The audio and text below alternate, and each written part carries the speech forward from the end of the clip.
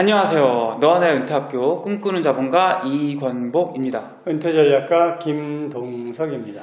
네, 오늘은 아마 좋은 직장에 다니면 다닐수록 이 분야에는 고민이 아마 많으실 텐데요. 50대 분들이 가장 이제 고민의 기로에 서는 임금 피크제에 대한 이야기를 해보려고 합니다. 임금 피크제가 대체 어떤 건가요? 임금 피크제가 이제 기업에서 점점 이제 뭐 정년도 늘어나고 이렇게 하다 보니까 일정 나이가 되면 이제 급여를 한 30% 정도 삭감하고 대신 더 근무할 수 있게 해주는 거죠. 그럼 이걸 왜 고민을 하게 되는 거죠? 이제 사람이 그러잖아요.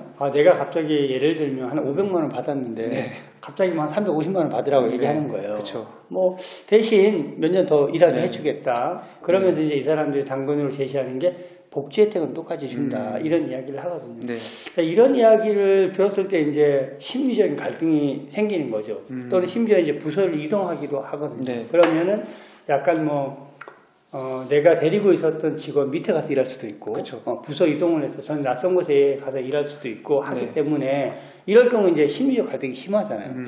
이걸 뭐야, 확 때려치워. 내가 그래도 말이야, 30년 가까이 다녔는데 갑자기 내 월급을 30% 깎고서 나보고 하고 싶으면 하고 말고 마라.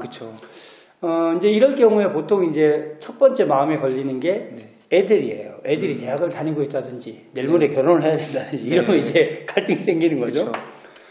저희 매형 같은 경우도 이제 애들이 셋이었는데 막내가 그 임금 피크제에 걸렸을 때 대학을 다니고 있었어요. 그래서 딱 계산하니까 3년이면 얘가 대학을 졸업하는 거예요.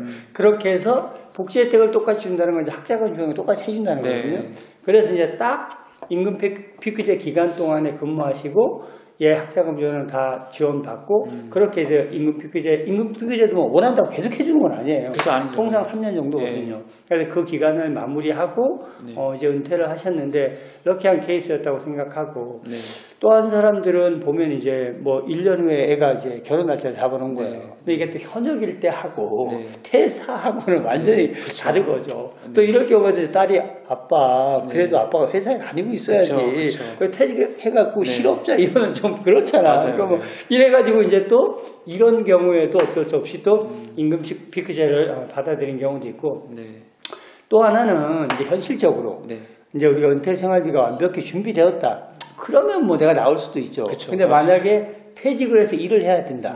그랬을 경우에는 임금 피크제만큼의 월급을 받기도 사실 쉽지가 않죠. 우리가 현실적으로. 그렇다면 내가 은퇴 이후에도 일을 해야 된다. 생활비 때문에. 그렇다면 저는 꼭 임금 피크제를 그냥 너무 나쁘다고 생각하지 말고 그냥 당연히 받아들이는 것도 좋지 않을까 이런 생각이 듭니다.